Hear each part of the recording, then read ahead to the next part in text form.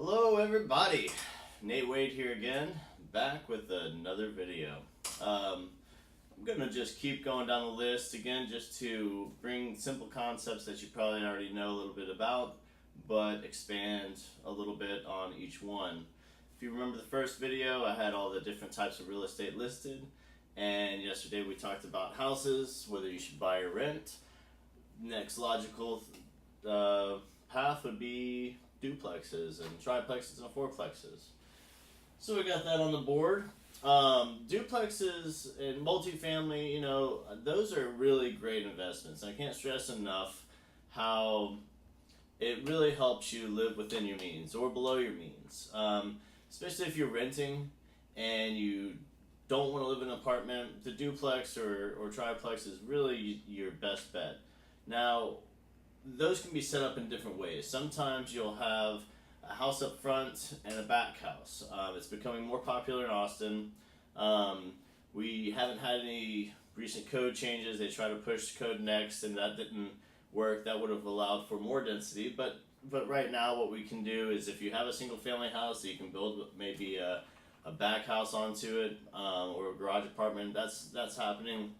And then you have these older style, these older construction that are probably from the 60s and 70s that are pretty much just a flat, typical duplex. They don't really allow for a lot of square footage. You can update them and they look a little bit nicer, but they're usually very simple and they don't really maximize the use of the land. They did back then, but now our needs for, how big the houses are has changed.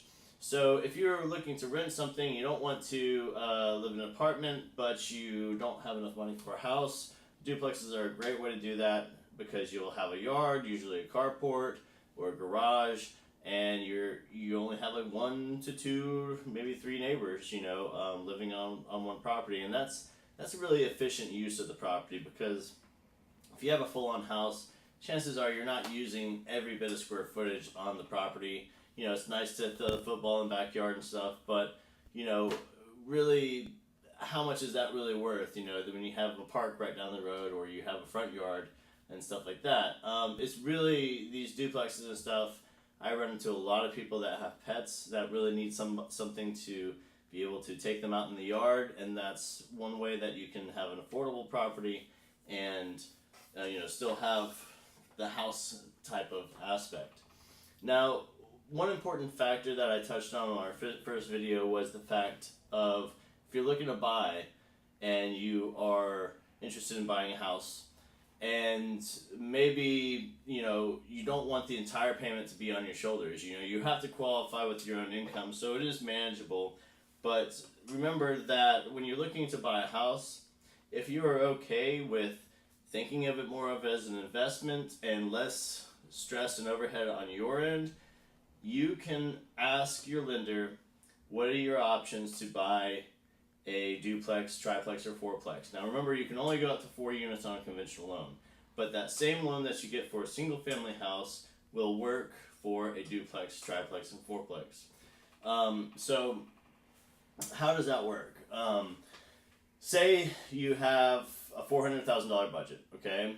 And in the center of Austin, that'll get you a house, not a mansion or anything, but it'll get you a decent house. But it'll also probably put you in the price range of duplexes and stuff like that. Now, this is the huge benefit when it comes to buying multiple units on one property. Let's say you're looking at a house and it's $400,000, and there's also a duplex for $400,000. Let's say, for example, that each side of that duplex is a 2-bedroom, 2-bath, okay? And it's not rented right now, but the last rent for it was $2,000 for each side. Now, you're not going to get $2,000. You might get $2,000 for rent for if you just rented your single-family house. You might get a little bit more for it. But this is a way to minimize or lower your mortgage, okay? Now, if you have $2,000 for rent proposed on each side, and they have to go off of market value, they will give you, the bank will consider your income, whatever it is, plus whatever the potential rent would be.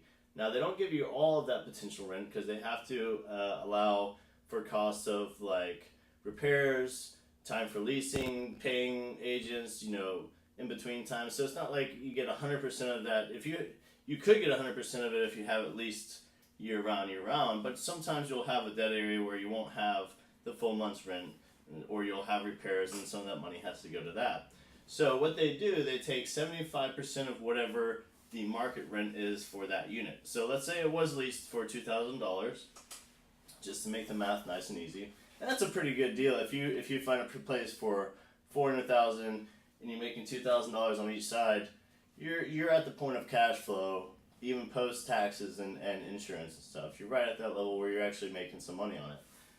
But if you want to just rent one side and live in the other, which you have to do if you want to buy it in a conventional loan. If you just want to buy an investment, you're going to have to put about $20,000 or 20% down in order to have what they call an investment loan, basically, because they have more risk. If you're doing a conventional loan, if your credit's good, you can put like 5% down on a duplex and rent out one side and pretty much almost pay for a large portion of your mortgage. So if you have one side of the rent that's $2,000, the bank will consider 75% of that as monthly income. Okay, so that would mean that they would see, okay, well, he might be pulling in $2,000 if he gets that rented, but after everything's said and done, we'll consider 75% of that, which is $1,500. Now that's still a huge increase of your monthly. If you have a fixed salary and stuff like that, that gives you extra borrowing power on top of it. So if you qualify for $400, but say you find a duplex for $450, they will work with the amount that you will make off of the rent, hypothetically, and allow you to borrow more on top of it. Pretty good deal, right? I thought so. And then you always have people that want to rent it. There's never a shortage of people that are calling me asking, I want to move out of an apartment, I need to find a duplex and stuff, and this is my budget. Apartments are obviously cheaper, but duplexes are the next thing up that is just a reasonable price outside of a single family home. And again, it's a very efficient use of the land because, there's not any more land coming into the center of Austin. This is the amount of land that we have to deal with. So having higher density really helps out in people that want to live central but also live affordable as well. Okay? Guys, I'm going to leave you with that. Let me know what you think. Let me know if you have any questions, and I'll see you next video.